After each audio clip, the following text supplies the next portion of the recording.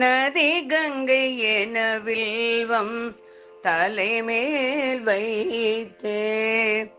நிலவாயலுமேச்சை மாலைதனை தரித்தே பாம்பென ருத்ராட்சம் கழுத்தில் அணிந்தே புலித்தோலை காவியுடை என இடையில் சுற்றியே சூலமாய் தண்டமதை கரமதனில் பீடித்தே சூக்ஷ்மமாய் உடுக்கை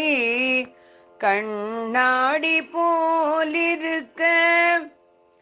காசினி காக்க வந்த கைலாச சங்கரா காஞ்சிபதி ஊரைந்திடும் காமகோட்டி சங்கரா சரணம் சரணம் சந்திரசேகரா சரணம் சரணம் சத்குருவே சரணம் சரணம் சத்குருவே.